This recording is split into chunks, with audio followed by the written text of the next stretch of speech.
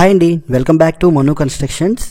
ఈ వీడియోలో మీరు హౌస్ కన్స్ట్రక్షన్కి సంబంధించి స్లాబ్కు ముందు ఏ పని చేయించాలి, సెంటరింగ్ వర్క్లో మనం తీసుకోవాల్సిన జాగ్రత్తలు ఏంటి, రాడ్ బెండింగ్ వర్క్ ఏ విధంగా చేయించాలి, అలానే స్లాబ్ వేసే ముందు మనం తీసుకోవాల్సిన కొన్ని జాగ్రత్తలు ఏంటి అనే దానికోసం తెలుసుకుందామండి. ఈ సైట్ ఈ పొజిషన్కి రావడానికి బేస్మెంట్ వర్క్ అంతా ఏ విధంగా తయారు చేసాం, అలానే గ్రౌండ్లో ఏ విధంగా వర్క్ చేయించాలి అనే ఫుల్ ఇన్ఫర్మేషన్ ఆల్రెడీ వీడియోస్ రూపంలో మన ఛానల్లో ఉన్నాయండి. ఒకవేళ సైట్ బేస్మెంట్ వర్క్ ఏ విధంగా చేయించాలో తెలియకపోతే మీరు ఆ వీడియోలు చూసినట్లయితే మీకు వర్క్ డీటెయిల్స్ అనేవి తెలుస్తాయండి. మాకు తెలుసు అనుకున్న వాళ్ళు ఇక్కడ నుంచి కంటిన్యూ చేయండి. లేదు అవి కూడా మీకు ఇన్ఫర్మేషన్ కావాలి అనుకున్న వాళ్ళైతే ఆ వీడియోస్ చూడండి. ఆ వీడియోస్లో ఉన్న ఇన్ఫర్మేషన్ మీకు తప్పకుండా ఉపయోగపడుతుందండి. ఇంకా మనం ఇప్పుడు స్లాబ్ సెంటరింగ్ గురించి మాట్లాడుకుంటే ఫస్ట్ ఆఫ్ ఆల్ మనకి కిందన మెట్లింగ్ వర్క్ అంతా నీట్గా కంప్లీట్ అయిపోవాలండి. మనం ఎక్కడెక్కడైతే స్లాబ్ ఏరియా ఉందో ఆ ఏరియా అంతా కూడా నీట్గా కింద మెట్లింగ్ వర్క్ అయితే అవ్వాలి. ఒకవేళ మెట్లింగ్ వర్క్ అవ్వకపోయినా సరే దాని కింద సరైన సపోర్ట్స్ అనేవి ఉండాలండి. కర్ల కింద కొన్ని దగ్గరలో మెట్లింగ్ వేయకపోవచ్చు. వాటి కింద నీట్గా పలకలతోనో చెక్కలతోనో దేనితోనో నీట్గా కర్రలు అనేవి కిందకి దిక్కుంటా రెడీ చేసుకోవాలండి. అలానే పిల్లర్స్ వేసినప్పుడు మొత్తం టీప్ లెవెల్ పెట్టి హైట్ అనేది చెక్ చేసి పిల్లర్స్ కాంక్రీట్ అనేది వేస్తాం. అలానే సెంటరింగ్ బాటమ్ కొట్టినప్పుడు కూడా బాటమ్ అనేది మనం పెట్టిన టీప్ లెవెల్కి కరెక్ట్గా ఉందో లేదో ఒకటికి 2 సార్లు చూసుకోవాలండి. ఎందుకంటే సెంటరింగ్ బాటమ్ అనేది చాలా ఇంపార్టెంట్. అది లెవెల్ కానీ తేడాగా వచ్చిందంటే మొత్తం స్లాబ్ అంతా కూడా తేడానే ఉంటుంది, థిక్నెస్ అనేది మారిపోద్ది అనమాట. సో ప్రతి పిల్లర్కి మనం మట్టం కడతాం కదా, ఆ మట్టం అనేది బీమ్ బాటమ్ కూడా సరిపోయిందో లేదో చూసుకోవాలి. బీమ్ ఈ కార్నర్ నుంచి ఆ కార్నర్ వరకు ఒకే లెవెల్గా ఉందా, ఏమైనా దిగిందా అనేది చెక్ చేసుకోవాలి. అలానే సెంటరింగ్ వర్క్ అంతా కంప్లీట్ అయిన తర్వాత నీట్గా షీట్స్కి ఈ విధంగా టేప్ అనేది అంటించుకోవడం చాలా మంచిదండి. మీకు కాంక్రీట్ కొంచెం వాటర్ ఎక్కువ వచ్చినా సరే కిందకి ఆ పదును అనేది పోకుండా ఉంటుంది అనమాట. అంటే ఆ ఉండిపాలు అనేవి కిందకు పోవు, మీ స్లాబ్లోనే ఆ ఉండరంతా ఉంటుంది అనమాట. ఈ టేప్ వల్ల అయితే యూజ్ ఉంటుంది. చాలా కన్స్ట్రక్షన్స్లో ఇదైతే చేస్తున్నారు. కొన్ని హౌసెస్లో డబ్బులు వేస్ట్ అని చేయట్లేదండి.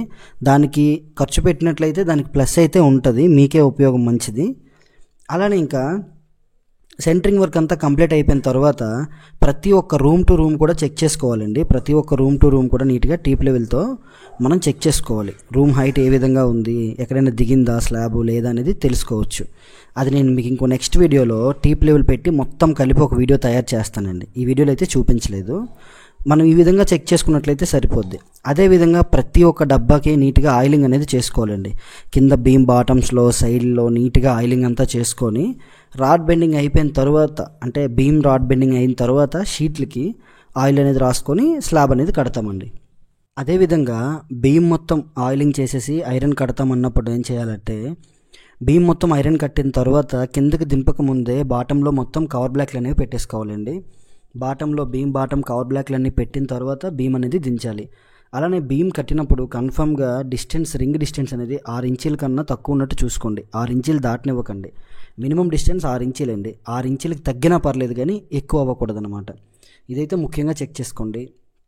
అలానే ప్రతి ఒక్క బీమ్ కార్నర్లో, అంటే లాస్ట్లో ఎల్ ఉండేట్టుగా చూసుకోండి. అవతల పక్క 2 కార్నర్స్లో కూడా కన్ఫర్మ్గా ఎల్ అనేది ఉండాలండి.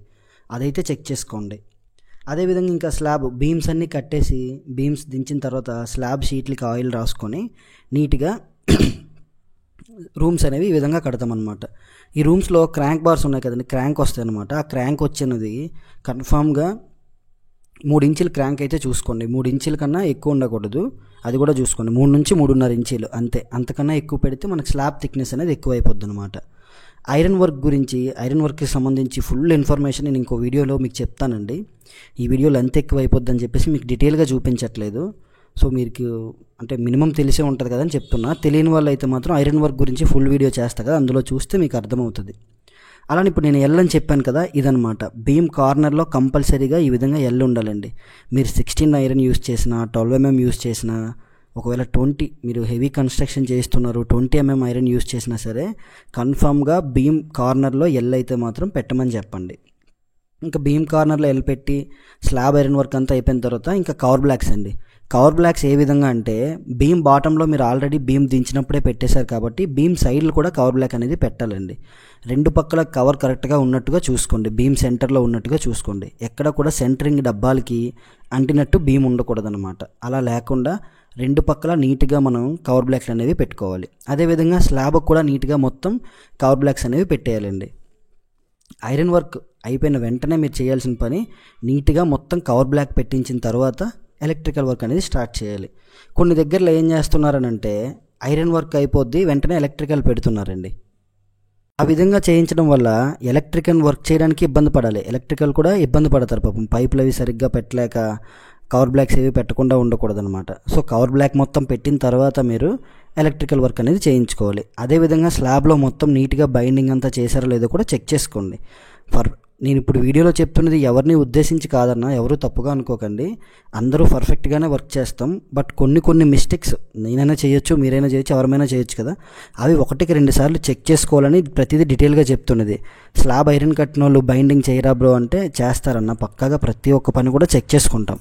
కానీ కొన్ని దగ్గరలో చేయలేని దగ్గరలో ఏంటంటే ఈ విధంగా చెక్ చేసుకోవాలని చెప్తున్నా అంతే. ఈ వీడియోలో నేను ఏదైనా తప్పుగా చెప్పుంటే సారీ, ఎవరేమనుకోవద్దు. ఎందుకంటే కొన్ని వీడియోస్కి ఎలా ఉందంటే రిప్లై చాలా దారుణంగా ఇస్తున్నారన్న. నువ్వే పెద్ద పనోడువా, ఇంకెవరు పనోడు లేరా అన్నట్టుగా మాట్లాడుతున్నారు. వర్క్ ఏంటంటే ఒక్కొక్కరు ఐడియాకి తగ్గట్టు ఒక్కొక్కరు చేస్తారన్న. అది ఎవరి ఐడియాలజీ వాళ్ళది. ప్రతి ఒక్కరు చేసే పనికి రెస్పెక్ట్ ఇవ్వాలి. కానీ కొన్ని దగ్గరలో, అందరూ కాదు, కొన్ని దగ్గరలో పనులు తప్పులు జరుగుతున్నాయి. అవి ఓనర్స్ చెక్ చేసుకోకపోవడం వల్ల, లేదంటే చెప్పేవాళ్ళు లేక ఆ విధంగా జరుగుతున్నాయి. అది కూడా కరెక్ట్ చేసుకుంటే ఇంకే ఇబ్బంది ఉండదు అని చెప్పేసి నేను చెప్తున్నా. అలానే ప్రతి పని చెక్ చేసుకోవడానికి అందరూ ఇంజనీర్ని బిల్డర్ని పెట్టి చేయించుకోలేరు. కొంతమంది మేస్త్రీలకే కాంట్రాక్ట్ ఇస్తారు. సో వాళ్ళకు కూడా యూజ్ అవుతుంది అనమాట ఈ వర్క్ ఇన్ఫర్మేషన్ అనేది. అంతే తప్ప ఎవరు తప్పుగా అనుకోకండి. ఇంకా ఎలక్ట్రికల్ విషయానికి వస్తే మొత్తం అంతా కవర్ బ్లాక్స్ అన్నీ పెట్టుకున్న తర్వాత మనం ఎలక్ట్రికల్ వర్క్ అనేది స్టార్ట్ చేసుకోవాలని చెప్పా కదా. ఇదిగోండి ఇప్పుడు ఈ విధంగా అనమాట. ఇక్కడ మీరు చూడొచ్చు మొత్తం నీట్గా కవర్ బ్లాక్ వర్క్ అంతా అయిపోయింది. ఇంకా ఎలక్ట్రికల్ వర్క్ అనేది స్టార్ట్ చేసాం. ఈ ఎలక్ట్రికల్ పైప్స్ స్లాబ్లో ఏం యూజ్ చేస్తారు, మనం ఏ పైప్స్ వాడితే మంచిది, ఏ బాక్సులు వాడాలి అనేది ఫుల్ డీటెయిల్స్ మొత్తం ఎలక్ట్రికల్ మెటీరియల్కి సంబంధించి ఒక వీడియో చేస్తానన్న. అందులో మీరు చూస్తే మీకు డీటెయిల్గా అర్థమవుద్ది అనమాట. అంటే ఏ వర్క్కి తగ్గట్టు ఆ వర్క్ వీడియో ఉంటే మీకు ఇన్ఫర్మేషన్ బాగుంటుందని, అంతే తప్ప ఇంకేం కాదు. ఇక్కడ మీరు చూడొచ్చు క్రాంక్ బార్స్లో సెంటర్లో నుంచి ఎలక్ట్రికల్ పైపులు అనేవి వెళ్ళినట్టు చూసుకోవాలి. మనకి సింగిల్ మ్యాట్ వచ్చిన దగ్గర మ్యాట్ పైలెల్ వెళ్తుంది. డబల్ మ్యాట్ వచ్చిన దగ్గర రెండింటికి కింద నుంచి అంటే గ్రౌండ్లో ఎలక్ట్రికల్ పైప్ అనేది రన్ అవ్వకూడదు. రెండింటికి సెంటర్లో ఎలక్ట్రికల్ పైప్ అనేది వెళ్ళాలన్నా. అది మీకు ఇప్పుడు వీడియోలో చూపిస్తాను చూడండి. తప్పదు ఇంకా అక్కడ ఏం లేదు అన్న దగ్గర వేరు, కానీ మ్యాక్సిమం ఎలక్ట్రికల్ పైప్ అనేది 2 రాడ్స్కి సెంటర్లోనే ఉండాలి. అదేవిధంగా ప్రతి ఒక్క ఐరన్ కూడా మొత్తం ఐరన్ షీట్లు డబ్బాలకి ఎక్కడ టచ్ అవ్వకుండా నీట్గా కవర్ బ్లాక్స్ అనేవి పెట్టుకోవాలి. బీమ్ సైడ్లు కూడా కవర్ బ్లాక్స్ అనేవి అదేవిధంగా పెట్టాలి. అదేవిధంగా ఈ బాక్సులు మనం పైప్ వెళ్ళిన పక్క డమ్మీ టేప్ అనేది పెట్టేయాలన్న, డమ్మీ చేసేయాలి టేప్తో నీట్గా. 4 సైడ్ ఇప్పుడు 4 సైడ్లు పైప్ వెళ్తే ఓకే, 4 సైడ్స్ పైప్ వెళ్ళట్లేదు, 3 సైడ్సే వెళ్తుంది అంటే 3 బాక్స్ ఉంటుంది. ఒకవేళ 4 బాక్స్ అక్కడ మీరు పెట్టినా సరే క్లోజ్ చేసేయాలన్నమాట ఈ బాక్స్ వన్ సైడ్. అదొకటి. నెక్స్ట్ ఈ బాక్సుల కింద నీట్గా థర్మాకోల్ షీట్స్ రౌండ్గా కట్ చేసి పెట్టుకోవడం వల్ల మీకు మంచిదండి, కరెక్ట్గా ఉంటుంది అనమాట. ఇక్కడ మీరు చూసారు కదా క్రాంక్ బార్ సెంటర్లో అంటే కింద మ్యాట్కి మీద మ్యాట్కి సెంటర్లో ఎలక్ట్రికల్ పైప్ వెళ్తుంది కదా, ఇదే విధంగా ఎలక్ట్రికల్ పైప్ అనేది రన్ అవ్వాలి. అర్థమైంది కదా అన్న, ఇదన్నమాట.